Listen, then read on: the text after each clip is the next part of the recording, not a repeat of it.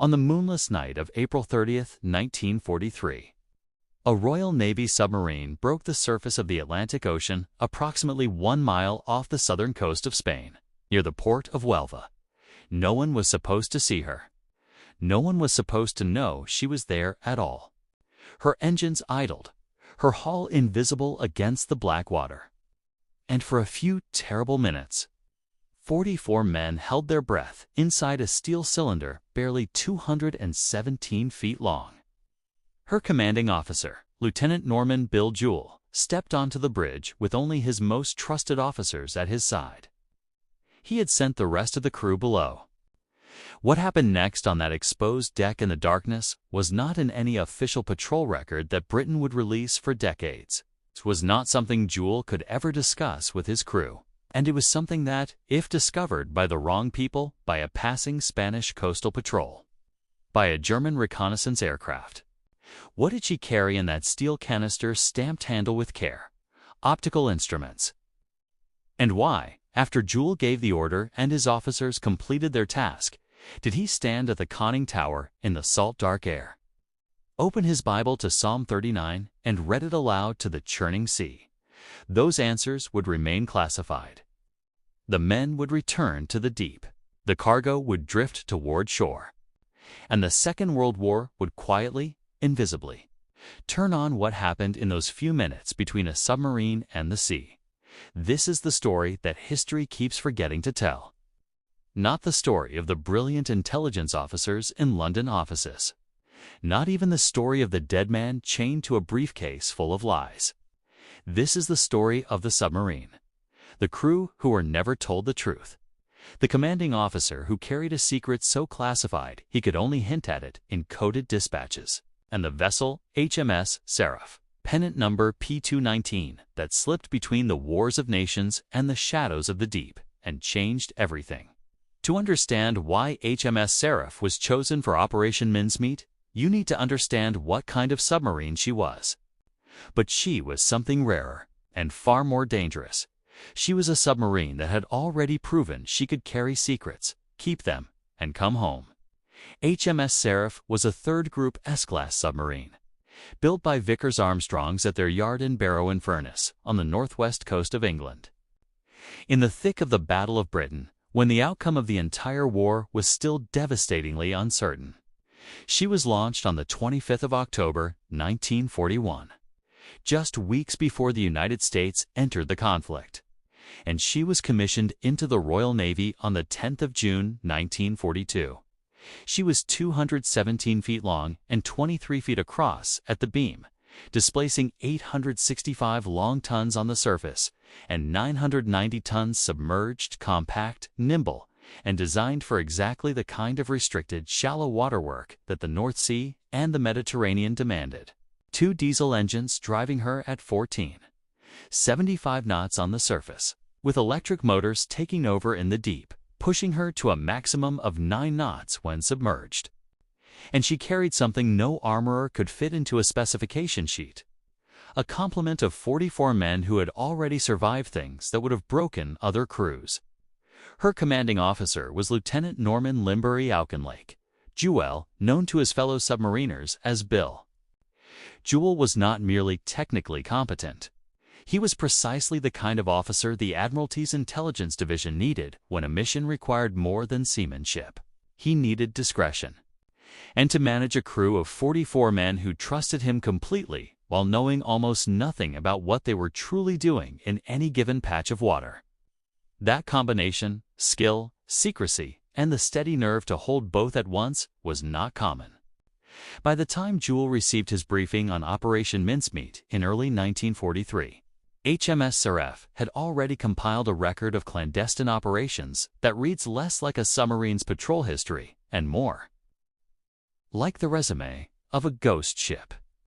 In September 1942, during the run-up to Operation Torch, the Allied invasion of North Africa, Seraph had crept along the Algerian coastline conducting periscope reconnaissance, mapping beaches and defenses while running close enough to shore that any coastal patrol could have spotted her silhouette.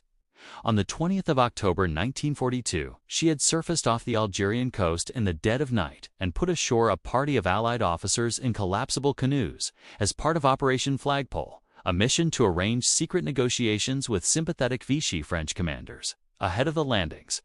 A mission to arrange the lay of the lands, to a hell it to be a lay, to a rate to a wide to a lay, to a rate to lay it a saw plet like it to a bu sick it's I get to did I lay it's sit to kick it to lie to rate this is a gill it wag I split to us stop fuck to way got the ascar kitalia back gasiwa to up with log the rosing sots now they'll be up does up my baby squest be kale and apple but Yobix case but get go eatless sit us supposed vos is it but it the puzzle bit of this easy to among those passengers was Lieutenant General Mark W. Clark, Dwight Eisenhower's deputy, one of the most strategically valuable men in the Allied order of battle. The pressure of that mission alone, of carrying a general whose capture or death would have been a catastrophe for Allied planning, would have tested any crew. But Seraph had brought them in and brought them out, and no one had known she was there. Then came Operation Minerva in November 1942, another delicate extraction, this time of French General Henry Giraud, who was so suspicious of the British that Seraph had briefly sailed under a United States Navy ensign, with American Captain Gerald Wright taking nominal command, and the British crew gamely affecting American accents lifted from Hollywood pictures. Giraud knew the truth, but the charade held long enough to matter, sustaining damage that sent her back to Britain for repairs. She returned to Blyth in the north of England in January 1943, her crew exhausted and her hull battered from months of extraordinary service. While the war continued its grinding work above and below every ocean on Earth, that a summons arrived from London. What followed would shape the outcome of the entire Mediterranean campaign.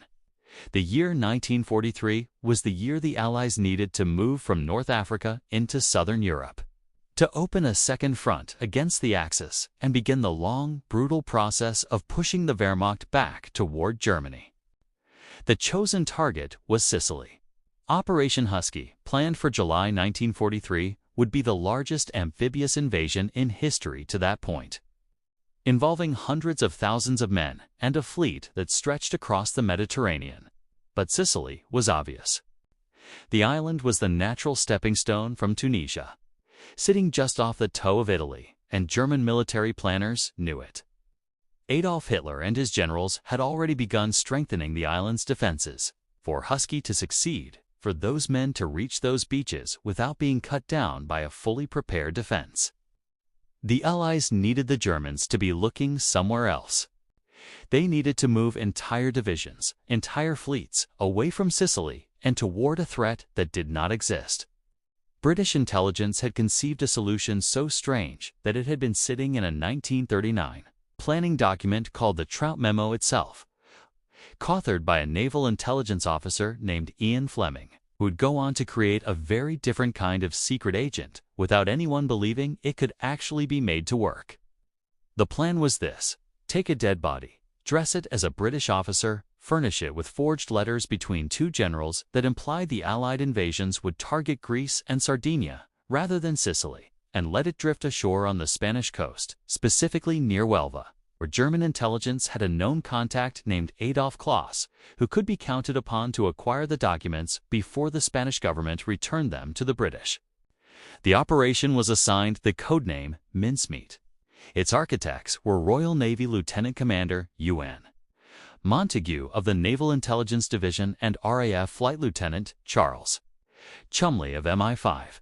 Winston Churchill himself had approved it by April 16, 1943. General Eisenhower had been informed. The dead man they chose was Glyndwr Michael, a 34-year-old Welsh vagrant found dead in an abandoned warehouse near King's Cross, London, on the 24th of January 1943. He had died from ingesting rat poison laced with phosphorus, likely after eating contaminated food left out for pest control. The coroner, Bentley Purchase, was persuaded to certify that Michael had died and been buried abroad, a legal fiction that erased the paper trail. Montague and Cholmondeley transformed Michael into the fictitious Captain Acting Major William Martin of the Royal Marines, dressing him in full uniform, manufacturing an elaborate backstory with a fiancée's photograph, a love letter, an engagement ring receipt, a theater ticket stub dated April 22nd, and a keychain. The forged letter at the heart of the deception, written to General Harold Alexander by Lieutenant General Sir Archibald Nye, the Vice Chief of the Imperial General Staff, was so convincing in its casual, high-level military intimacy that it implied the invasion of Greece and Sardinia, not as a secret but as an open understanding between senior officers. Attached to the body by a courier chain was a briefcase containing documents that the Germans were intended to find and believe. Preserving the body for transport had required careful work. The pathologist, Sir Bernard Spilsbury, had advised on how long the corpse could be kept viable. The solution was a sealed, airtight steel canister stamped on the outside with the deliberately mundane label, "Handle with care, optical instruments," filled with 21 pounds of dry ice. As the dry ice sublimated, it displaced all the oxygen inside the container with carbon dioxide, slowing decomposition without the need for refrigeration.